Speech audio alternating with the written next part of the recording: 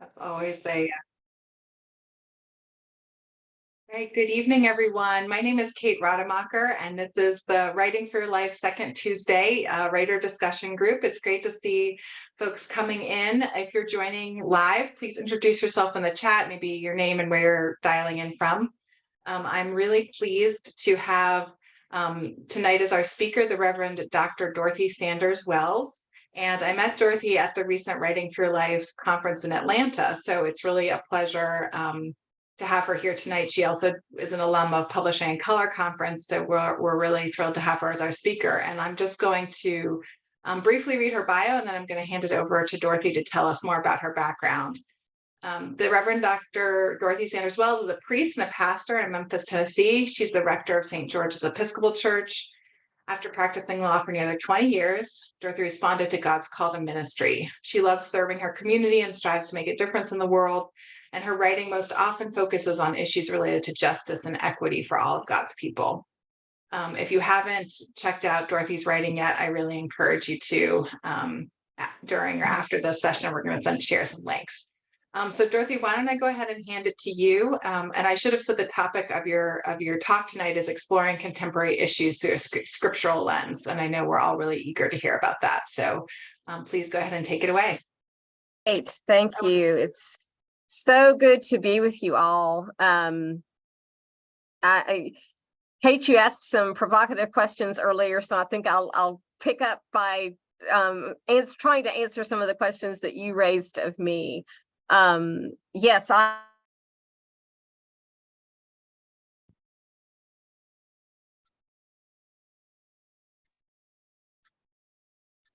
all for Dorothy, 10 years. And are we okay? Sorry, Dorothy, you froze for me.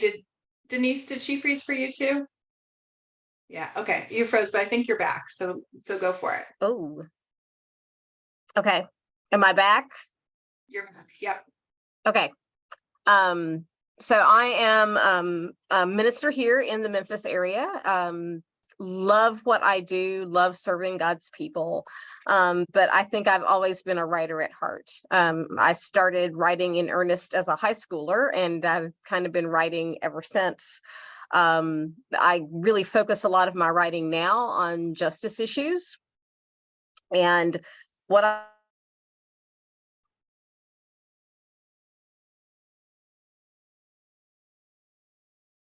context. And as I studied scripture, I thought, well, this is interesting because there's probably nothing really new that's happened under the sun.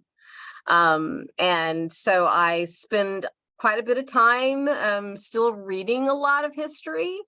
And most of the writing that I do comments with some perspective around history and around scripture.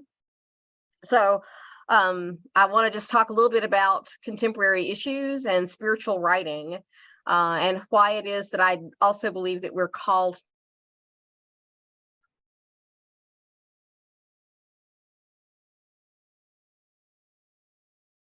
whether it's violence, whether it's immigration, whether it's women's issues, pick your topic. But there's lots of things going on in the world, and scriptures have a lot to say about things that are going on in the world. And so to be able to comment on those things from that kind of scriptural lens is really important to me as a pastor, because I think that's a message that my folks need to hear as well as other folks need to hear.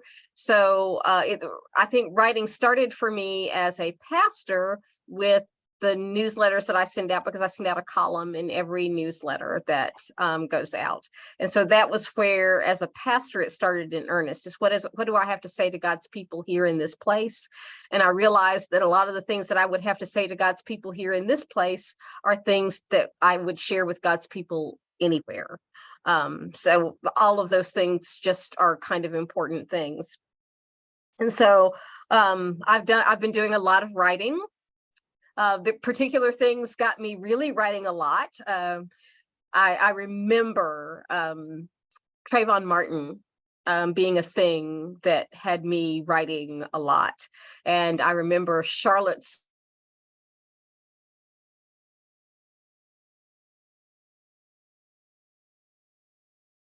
I thought I had been writing a lot of stuff before that. When 2020 came, I was really writing a lot because between Ahmaud Arbery and Breonna Taylor and George Floyd and Christian Cooper and all kinds of things that were happening, was that reality that the scriptures really did have a lot to say about all of those things. Those were not things that were happening in isolation from what God would have us understand about how to treat one another as neighbors and as people who are all made in the image and likeness of God. So then I started doing a lot of writing, and I finished my DMin in 2018. And what started as really kind of a random project, really understanding more about the church and how the church has responded to racism in the world, or not responded to racism in the world. You pick your viewpoint. That intrigued me and prompted me to do some more of that historical research on some things that I really hadn't spent enough time studying. And that was the voice of the church and of ministers in the church. Really, and my research was probably more focused on that 100-year period, actually really was focused on the 100-year period between Reconstruction and the Civil Rights Act of 1964. Really buried myself in a lot of that, to the point that when I did my presentation for my DMin and thought, okay, I'm finally going to go home and let go of all this and get my little degree, and it's all going to be over. And faculty members were walking up to me going, and when is your book coming out? And I thought, oh, like, this is the wrong moment. I'm exhausted. I'm so exhausted from preparing this defense. And for you to be asking me right now, when am I going to turn this into a manageable book that's not academic in nature, but is something that is really accessible for everyone? You're asking me the wrong question on the wrong day. And I had to go home and get some sleep. Like, I mean, I got on the plane and went home and got a good night's sleep and got up the next morning and contacted one of my professors and said, okay, I have rested for 8 hours now. And I think we can actually have a conversation about what this looks like, because I have no idea how I would even start to publish a book. I mean, like, I've got enough material to make a book, but I have no idea how I would approach that. And so I've had some great faculty mentors who've just been encouraging me along and talking about, you know, how to make this really a much more accessible project. So I have a sabbatical coming up this summer, and heaven help me, all of this research that I've got needs to turn into an accessible project this summer while I'm on sabbatical, so that I can move it along. I think 5 years later, it will be long enough to to have given me plenty of time to think through it. But I needed the reflection of 2020. Like, I needed that time to see where our nation really was and to see where we as a people really were. I really needed that time more than I knew that I needed it. So I think as a pastor and as a leader, a spiritual leader, I think for me, being able to come in on contemporary issues is really a necessity, because if I want folks to be able to see what's happening in the world through that God lens, what does God have to say about how it is that we respond to one another, then I need to be able to say that. I'm going to couch that by saying that I do my absolute best not to turn these issues into partisan politics issues. And when I say that, it's really clear. I've said to folks, even in my own parish, and my parish is probably, I mean, it is a divided parish, but I'm going to guess we're probably 60% liberal, 40% probably super conservative. That being at each other's throats is not helpful. That's not a helpful place for us to be. But to be able to whittle through the middle of all of that to say, what does God really want for us as people who say that we are followers of Christ? That's a whole different conversation. And that kind of gets people out of that space of, I'm worried about which candidate I'm supporting, but now I'm a little bit more focused on what is the heart of the issue. What is actually going on? What is the heart of the issue? And where are the places that we can agree that God is saying something else to us? And that's really, I think, critical, to not get bogged down into partisan politics, because God, to me, is not partisan. There's nothing partisan about God. God's got one very clear message, and we need to be focused on the clear message rather than getting weighed down by things that don't make any sense at all, other than we're just picking who we think we like today, and that's random. Discovered there's a lot of one issue voters, so many one issue voters who don't see pictures more broadly than the one issue. And when they're challenged to have to see issues more broadly, and challenged to have to understand how neighbors are seeing issues differently, then their own thinking becomes more critical thinking. And I'll share an example. I don't write partisan politics, so we will start there. So this didn't come from me, but we have several families in our. I mean, this is it's a mid-sized congregation. We're not a small church by any stretch of the imagination, and we have a few families who have young people with some differing needs. And one of those families has a young man who is, I'm going to guess he's 17 now. He's mostly nonverbal. There's been lots and lots of challenges for this family. They came in the prior administration. And when I was getting to know them, one of the things that they shared with me was that they had always been Republican voters until a particular candidate had mocked a disabled person. And when they saw that had been a game changer for them, because that was their son. I mean, that mocking had a face.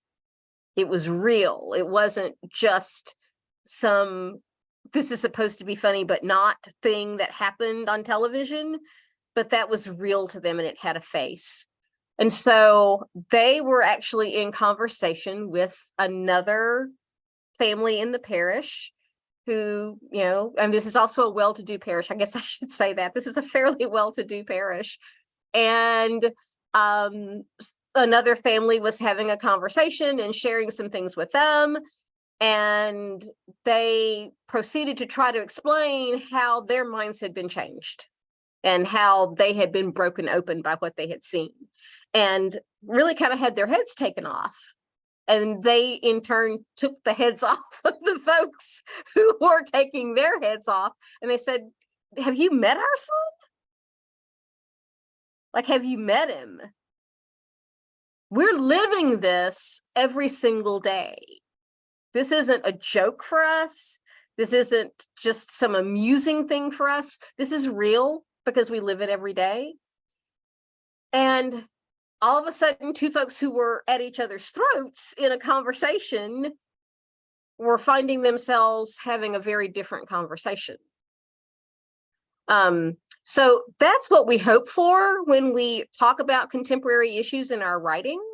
What we're hoping to do is to get people to a place where they're not focused on the partisan, but they're focused on, what is God trying to say to me about what's really happening here? Do I see this person as a neighbor? Do I see this person as another being who is made in the image and likeness of God? Or am I stuck somewhere else, incapable of even imagining that this neighbor and I may have a whole lot more going on than meets the eye. So that's the space I try to occupy. And setting things in historical context helps tremendously. One of the pieces that Christian Century just recently published of mine. So those of you who are not in the state of Tennessee, you're so fortunate. Because things are really just kind of gone crazy in the state of Tennessee. Really have kind of gone crazy in the state of Tennessee. And there was a school shooting in Nashville, which is about 3 hours east of here. And horrible day for all of us. I mean, there's a school here on our campus. We have a preschool, so very personal and real for us. I'm meeting with teachers first thing the next morning and thinking, I don't even know what to say to you, because I don't know how we keep you safe. I mean, if you've seen the horrible video from Covenant School and saw the fact that this person literally just shot through the door and walked in, and all of us are sitting here saying, if that's the case, if you can take your semi-automatic weapon and just shoot through the door and walk in, I don't know that there's any way for anybody to protect anybody anywhere. So, I mean, just a horrible situation. But in the wake of that, there were 3 legislators in our state house in Nashville. 2 young black men, Justin Jones and Justin Pearson, and a white female. Some students came to the legislature after the shooting and were trying to engage our legislative body in why it is we can't do something to protect our students better. And these 2 young black men, not being able to get the floor, not being able to be allowed to speak, probably were slightly out of decorum. I don't really care about such things, but they probably were slightly out of decorum. Well, if their colleagues had allowed them to speak, they wouldn't have had to be out of decorum. Okay, so I mean, there's a whole lot tied up in what happened that day, but they probably were slightly out of decorum, and their colleagues responded to that by expelling them from our legislature. It was one of the saddest days in Tennessee history. But when it happened, my immediate response was, seems like somewhere back in history this has happened before. I need to pull up my Google because I feel like I've seen this before. And sure enough, during Reconstruction, all of the Black legislators in Georgia were expelled. And I thought, that wasn't even my imagination. I did remember reading that somewhere in history. And so the piece that I wrote as a response set it both in historical context, as in this has happened before. This is not the first time. And I do need to make a comment, because the editors of Christian Century wanted to say a bit more about the white legislator. The white legislator was not expelled. It was just the 2 Black legislators who were expelled. And Christian Century wanted to say a little bit more about the white legislator, and I'm like, she doesn't get a name from my article. Like, somebody else can write an article and describe all of that, because I live here, and I'm gonna just be willing to bet that somebody had already agreed. It was just one vote. It was just one person who changed their vote to allow the white legislator to not be expelled, because that was all it took. It just took one vote. And I'm like, somebody's already agreed on all of that. I mean, like, that was not an accident. I live in this state. That was not accidental. So she doesn't get a name in my article. She doesn't get a call out, because there's no reason for her to get a call out. All of that being said, the article sets this both in historical context, as in, it happened before. this is not the first time in history that it's happened, but it also sets it in biblical context of what are all the times that we have desired to cease the voices, to silence the voices of those that we don't want to hear. Because there's been lots of times scripturally that we have silenced the voices of those that we don't want to hear. I don't even think I got out of the book of Genesis. Like, I think everything that I threw out was still in the book of Genesis. I don't think I'd gotten past that. And it really does put the story in a very different context of why do we need to silence people we don't agree with? Like, why is that our first response, to silence the people we don't want to hear from? But then why is it also that we feel that Black people are expendable in that way? And so those are the kinds of pieces that I write. I wrote a piece at the very beginning of the pandemic, when we were being made aware that Black lives were being lost at a disproportionate level in comparison to white lives at the very beginning of 2020. And a question of, and how did this happen? Because it's not random. It's not random that Black folks tend to live in more crowded conditions, tend to be suffering with poverty, tend to be in frontline jobs where they're exposed a lot more frequently, tend to have comorbidities, tend to have all of these things going on that make it more likely that they would catch COVID and die. And Christian's History ran that one too. So it's being able to put things in context that I think is just super important. Historical, scriptural, putting things in all kinds of contexts that make people think. And stop some of the, well, I'll just take that as rhetoric that I picked up on. I mean, I can't say anything. I read all my liberal rags, so I start out my day with, Washington Post and New York Times, and I read my liberal rags. So for people who are getting their stuff from Fox, or those of us who are getting our stuff from liberal rags, we're all getting the propaganda of the day. Like we're all picking up whatever we're picking up for the day.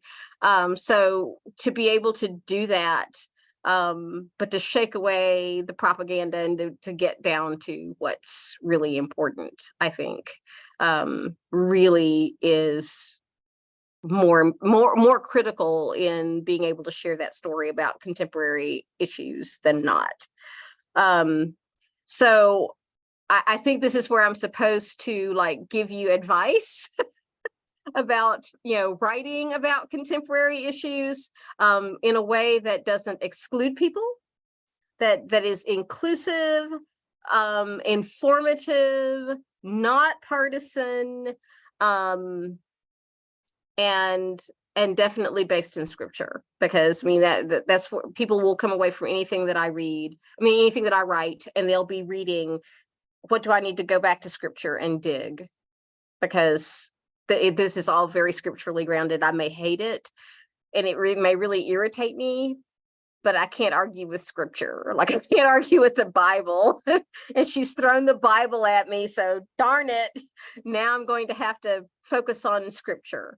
But I would say I have a few thoughts around being able to faithfully write about contemporary issues. And one of those things is finding your own voice, because we all have unique voices. All of us have unique voices. And so it's really important to find your unique voice and your unique way of communicating. I have a painfully unique style. And pretty much everything I write, if you've read anything I've written before, when you pick up the next thing, it's like, yeah. But find your voice, and embrace it, and be comfortable with it. None of us are put on the planet to write like anyone else. So, I mean, there may be writers whose style you really like. That's another good thing.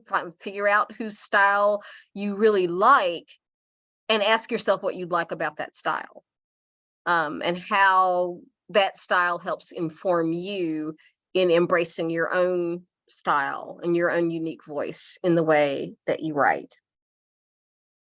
And then I think the next thing is, what is your angle in writing about a contemporary issue?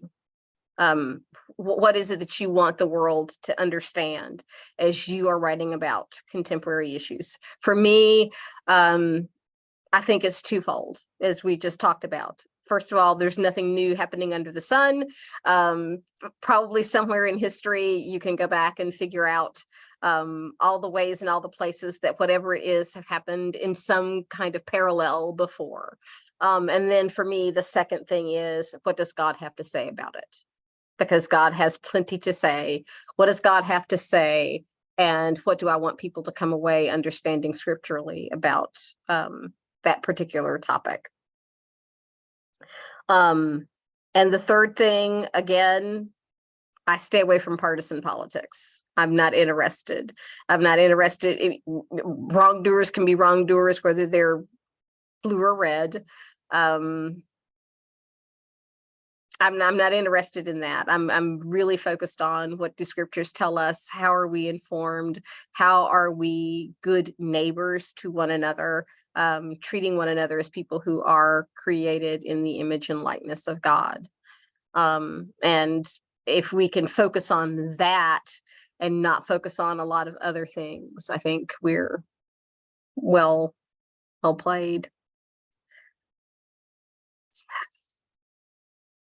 I don't know. What else can I tell you? What other questions do you all have?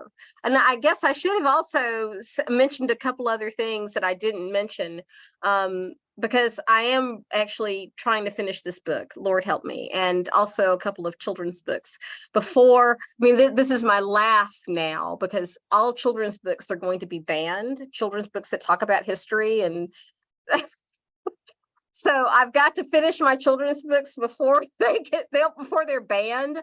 I'm actually working on 3 children's books, all of which kind of focus on that whole 1964 to 1970 stuff.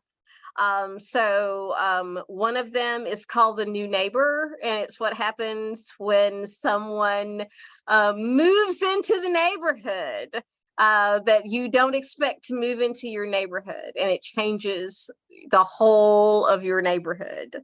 So that is one of them, and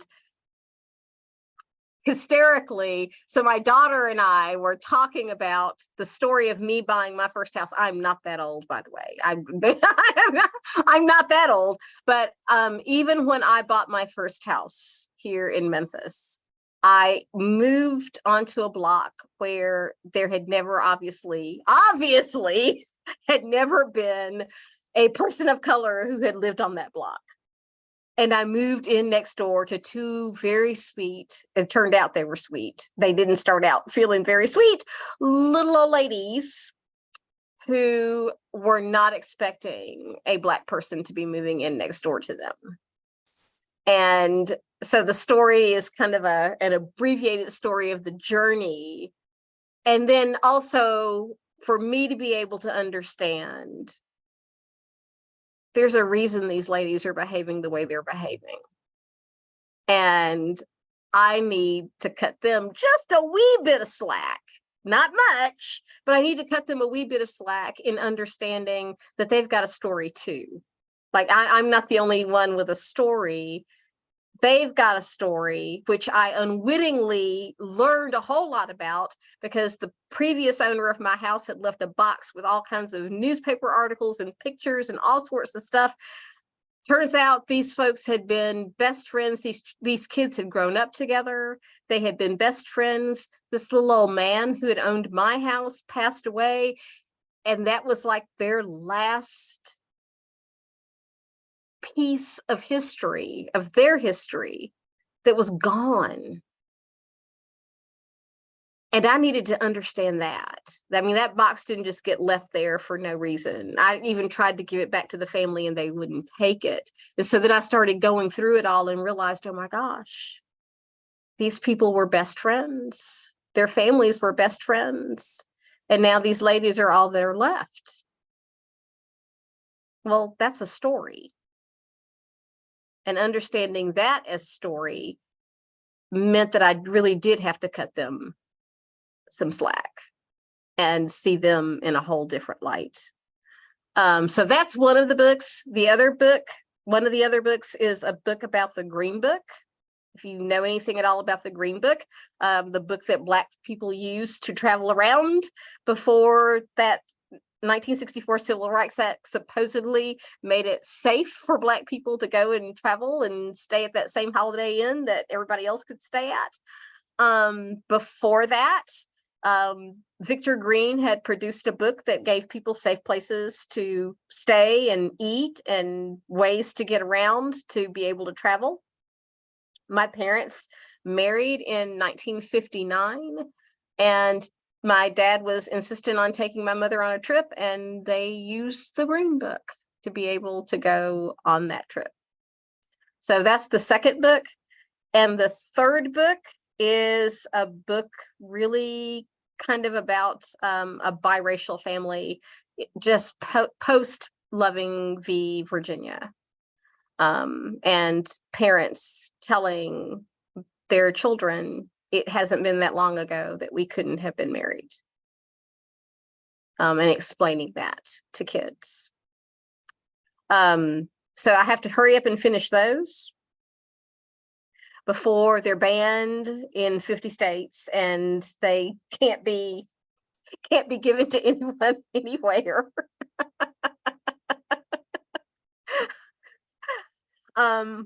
Because there has to be a faithful, good way, and really relying on some white parents to help me with what's too much.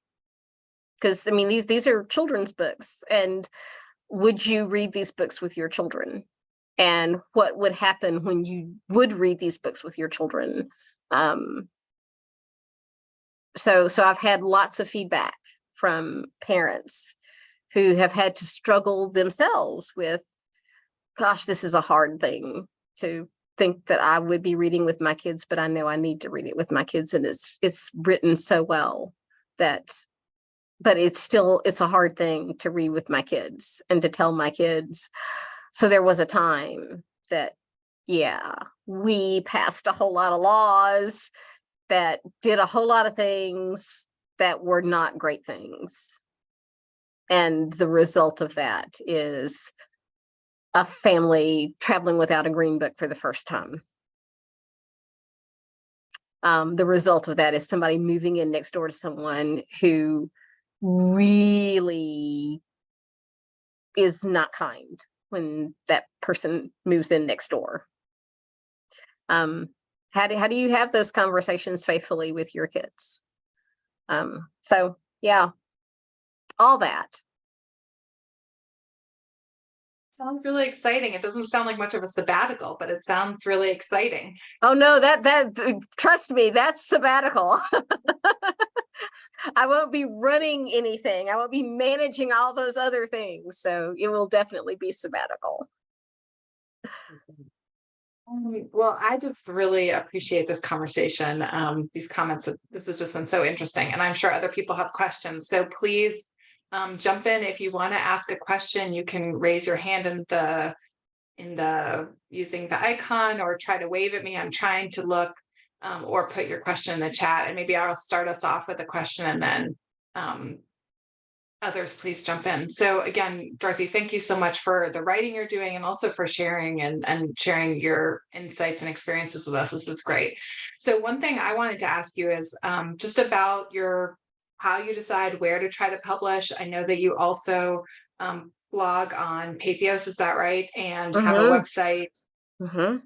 I just put the link in for your blog. And, obviously you shared that you've been published at Christian Century. I don't know if there's other places you've been published, just how do you, can can you just talk a little bit about how you pursue publication and how that's looked for you? Has it been challenging? Has it been easy? Or, not even that, but like how have you gone about it? Especially since you have a busy church job in the day. Yeah, I do have a busy day job. So I actually have a friend who works for Christian Century, and he had asked me some time ago, would you ever send us anything? And I don't know that I'm the perfect Christian Century writer. They've published several of my things. And it's fun to, I mean, they're the big dog out there, so it's fun to get published by them. But I don't know that I'm the perfect writer for them. And I mean, I think that's the one thing, just write everybody. I mean, truly. So I can tell you something about one piece that I wrote that actually just won an award, which makes it even funnier. So I wanted to write something about Juneteenth, but what I had to write about Juneteenth was not at all what other people were writing about Juneteenth. Actually, I was really bent out of shape when we first made Juneteenth into a national holiday, because even the stuff that was coming from the administration suggested that people hadn't read their history books very well. See that we're back to that history thing, because I was reading all these comments that were making it that were suggesting that Juneteenth was somehow the end of slavery. Juneteenth was not the end of slavery. It was not. And so I'm reading these comments and thinking, did nobody take a history class like ever? Did this just kind of not happen? And so I started kind of writing about Juneteenth not being the end of slavery. And I kind of took that a little farther to say that, yeah, the end of slavery was actually it was not the end of the Civil War. It was not Juneteenth. It was when the 13th Amendment to the Constitution was actually ratified. And the last holdout states were forced then to have to let go of slavery. That was not until December of 1865. And then I thought, well, see, this is all just messed up, because that wasn't the end of anything. 1865 to 1868, 1869, when we thought we were going to have Reconstruction, yeah, it all looked good, but then it all dissolved like really quickly into Jim Crow and black codes and all kinds of stuff. And so I found myself writing something that was actually really kind of dark. And everybody was looking for Juneteenth pieces. And I sent it. I mean, I can't tell you how many places I sent that stupid. I mean, it probably went to, I'm just taking a guess, it probably went to 20 editors, all of whom were like, oh, we aren't touching that with a 10-foot pole. That is the darkest, most miserable thing we've ever seen. And we're all celebrating Juneteenth now. It's a national holiday. So stop this and you can go away. And so there was this one person who runs a little black newspaper in West Virginia. So y'all, I'm not even kidding. I mean, I'm like finding all these folks who are looking for Juneteenth stuff. And here is this one random editor who runs a little tiny black newspaper in Charleston, West Virginia, who's looking for a Juneteenth piece too. And so I sent it out to all these folks. And I'm like, I might as well send it to her. Because I have no idea if anybody will touch it. And everybody else turned it down. She was inclined to turn it down. And she, because it was completely against the grain of everything that everybody was saying about Juneteenth. And she said, okay, we can take something that's different. And so she took it. Everybody else had said no. The article actually ended up winning an award, and she's just over the moon right now. Like, my little newspaper that nobody's even heard of just won an award for a piece I wasn't even sure I was going to run. So that's the other thing. You got to be willing to hear a lot of no's. Like, you really have to be willing to hear a lot of no's. Kate, I think you started this question with who all am I writing for? So I'm writing for Church Anew. I'm writing for Patheos. I'm writing for Christian Century. I mean, I'm really kind of writing for anybody that wants my stuff. So, and I kind of can tell when I'm writing things, does this sound like something Christian Century might be interested in? I'll send it to him. Does it sound more like something I need to get out on Pathos? And if I want something out really quickly in response to something that's going on, I'm going to put it out on Pathos myself, because I control that. I control how quickly I can get that out. And if I want it out really quickly, so I just had a piece out responding to the death of Carolyn Bryant, the accuser of Emmett Till. I knew immediately where that was going, because I needed to get that out quickly in response to that.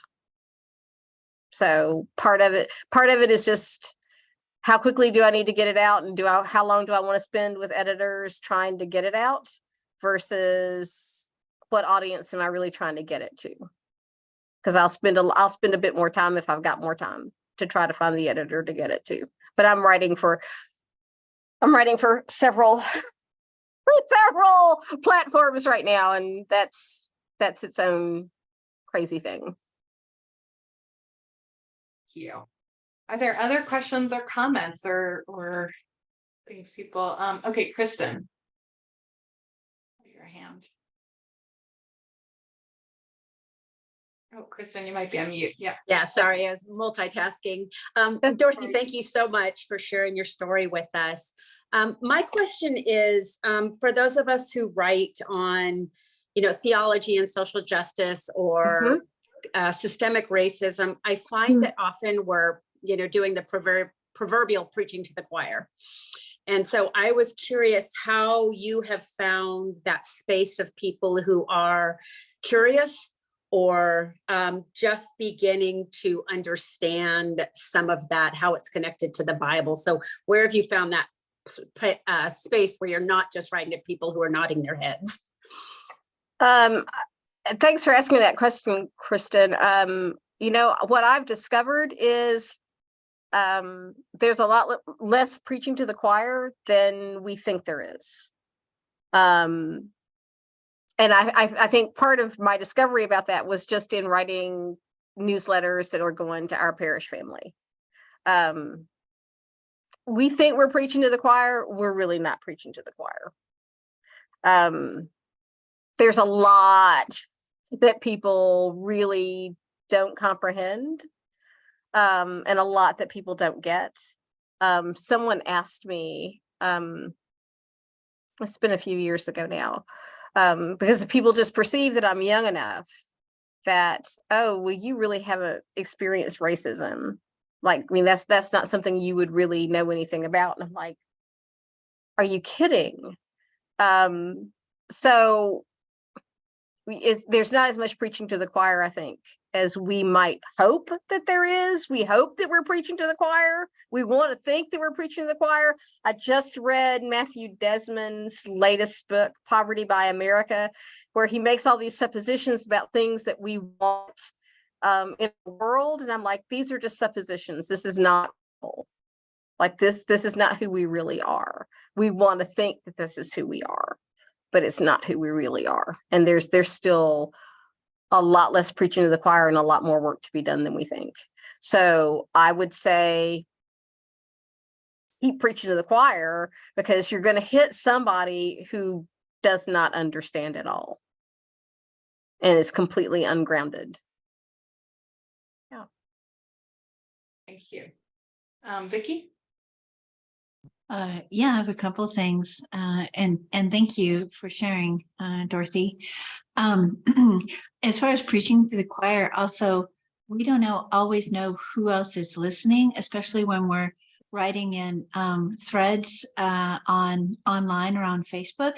You don't know who else is reading, and so it might be somebody who's not in the choir who's reading your thread too, yeah. And it would surprise you. And they're just staying quiet and not responding. You mentioned that Future, at the time he was campaigning, I think in 2015, when he mocked a handicapped reporter.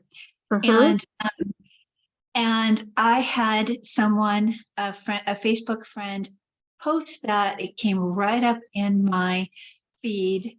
It horrified me. Immediately, I responded and said, it is this type of disrespectful behavior that makes it that I don't want him representing my country on the global stage. And I used the word respect, and I raised the bar of respect and hoped that my friend would come there with me, and see the respect issue. And immediately it came down. My friend took it down and deleted it. I was wondering, do you feel like it's legitimate to add the lens of mutual respect to your lenses of the scriptural lens and the historical lens, as far as encouraging peaceful bipartisan discourse? Setting that bar of respect. I model respect myself, and then non-verbally imply that I would like the other person to come there with me in the respect, with mutual respect, and look at this issue through the lens of respect. Are we respecting other people? Is that legitimate, do you think? Or That's legitimate. And I'd also say it's scriptural in multiple contexts, because if we are all made in the image and likeness of God, and if we have been commanded to love God and love neighbor, then of course we're going to treat neighbor with respect, because we're looking at neighbor not as a stranger or a threat. We're looking at neighbor as someone who is made in the image and likeness of God, just as we are. So that respect comes from somewhere. It's not abstract. It's a very concrete thing that comes from scripture. So I spend a lot of time talking about those two things, that notion of being made in the image and likeness of God, and the commandment to love God and love neighbor as ourselves. So I kind of live with those things tossed around. well, and I hadn't made that connection. Thank you. Yeah. Thanks. You said, did you have another question? Oh, it was my first comment about speaking to the choir. A lot of times you don't know who's listening. It might be someone who's not in the choir.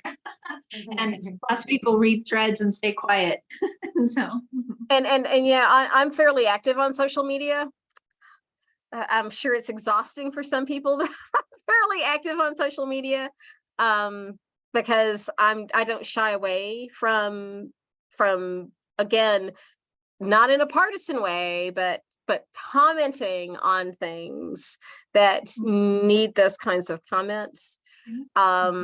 And people can choose to disengage with me. Actually, it's increased the number of people who are following me on social media. It hasn't decreased them, it's increased them. Either they're just wanting to be ill all the time, or I don't know. But it's actually increased my following on social media. And again, I try to point to those things. I have to tell another 2020 thing, because when we were just complaining about all the slightly non-peaceful protests that were going on in 2020, and all of a sudden I see all these things in social media about, people had pictures of Martin Luther King arm in arm with John Lewis and other folks walking peacefully through the streets of Birmingham, right? Or walking peacefully through wherever. And I just had to start laughing. and you're like, and so I had this incredibly lengthy post and said, okay, y'all, really, y'all, because I'm in Memphis. Okay, y'all, stop. Because if we're going to start talking about what peaceful protests really look like, see, all of y'all are wanting to talk about peaceful protests, but you're focused on what happened before the hoses, before the dogs, before all the things happened. And I said, so you're focused on this part of the peaceful protest? So let's talk about 5 minutes later. And then I had like a collage of photographs, including the photograph of John Lewis getting the crap beaten out of him by the Edmund Pettus Bridge in Selma. I'm like, your history understanding is just way too limited, because this is what that peaceful protest turned into. The peaceful people were still peaceful. They didn't do anything. The peaceful people were kneeling down and praying. Y'all weren't satisfied when the peaceful people were praying. Y'all weren't satisfied when the peaceful people were being peaceful. No, this is what that peaceful protest turned into. And that got more traction from me on social media probably than anything I had posted on social media in eons. I mean, people were like coming out of the woodwork going, ooh. Because you have to turn that lens back around and say, what would you want to happen to you? Yeah.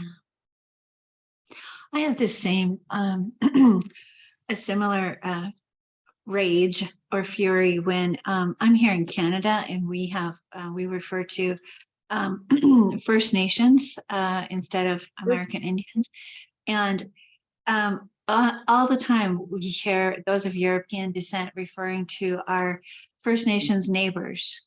And I'm like, no, really? That just puts the wrong lens on it. That's an inaccurate lens. They didn't really choose us as their neighbors. That's not fair. Yeah, it's like we fought our way in and forced them to accept us as neighbors and shoved them onto land they didn't really choose or want. Yeah, I have the same anger.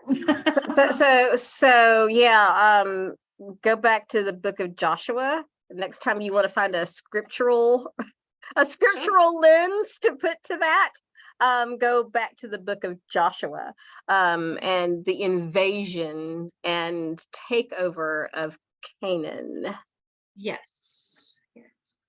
And we got rid of everything except the valuable treasures. The valuable treasures we kept. Yeah, of course. But everything else was destroyed.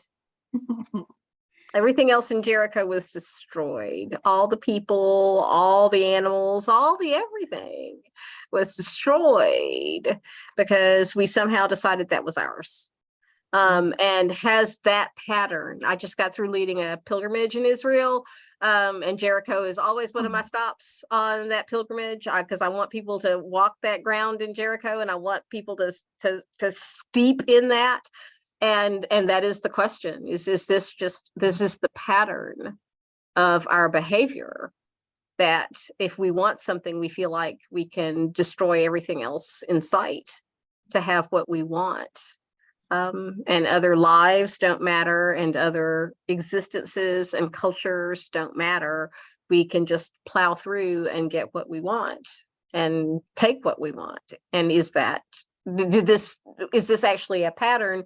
And someone in the group this time was like, oh, but God really wanted them to not have other gods and didn't blah, blah, blah, blah, blah. And I said, well, now, two things. First thing, the people of Jericho were already terrified of people called Israel when they came.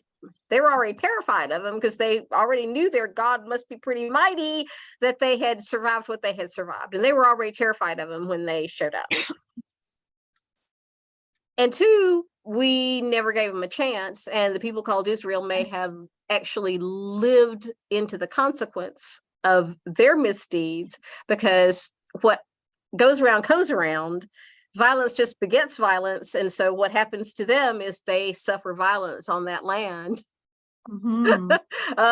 They continue to suffer violence on that land. And do they bring that on themselves? Because if people thought that they were different, if people thought that there was something different about this people, and then they realized, well, there's really nothing different about you. You're just violent like all the rest of us. Right. Does that beget more violence? Wow. So it's another scriptural lens to use to look at that. And a more modern, maybe historical lens. I just want to missionary work. Oh, sorry, missionaries. No, it's I'm just looking at the time, so I just want to see if there are others who want to jump in with a question. But thank you. This has been just a really good exchange. Are there others who have a question or a comment or question for Dorothy?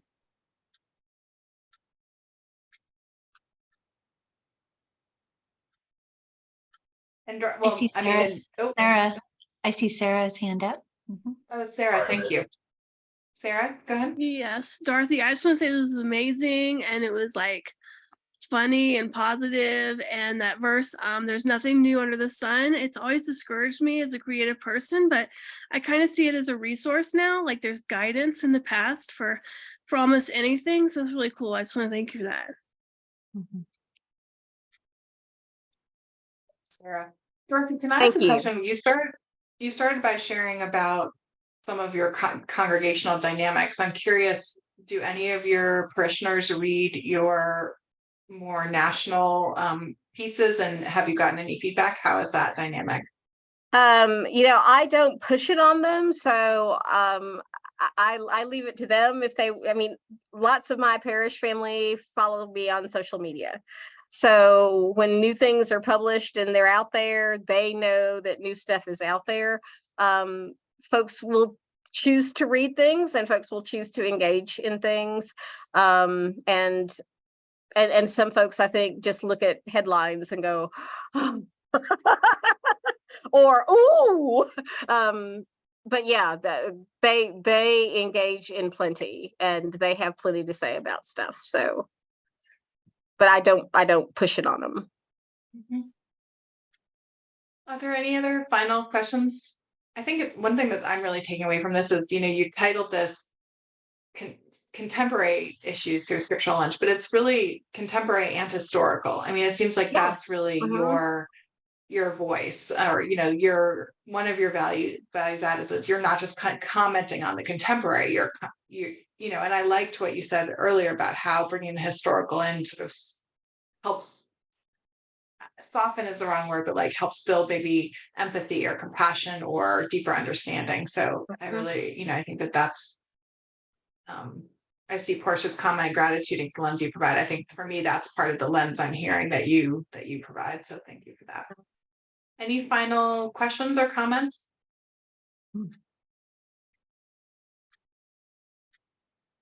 It was a great talk. Thank you. Well, thank you. I'm glad to be with y'all tonight. This is great.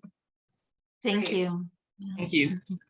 Well, again, I encourage you, if you haven't checked out some of Dorothy's writing, I put a couple links in the chat, and this recording will be available on the Writing for Life YouTube channel, so we can share it also via social media and with our friends and via newsletter. So again, Dorothy, just want to thank you and bless you in your continued work. It sounds like a lot. It sounds like you are working hard and pounding the pavement, and I'll speak for myself. I'm grateful for the prophetic voice you are, sharing with the world. So thank you.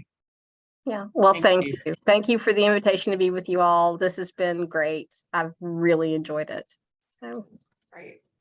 All right, everyone, stay tuned for next month's, we haven't announced it yet, but next month's speaker. And again, thanks to our speaker tonight, Dorothy, and hope you all have a blessed evening. right. Take care. Right. Thank you.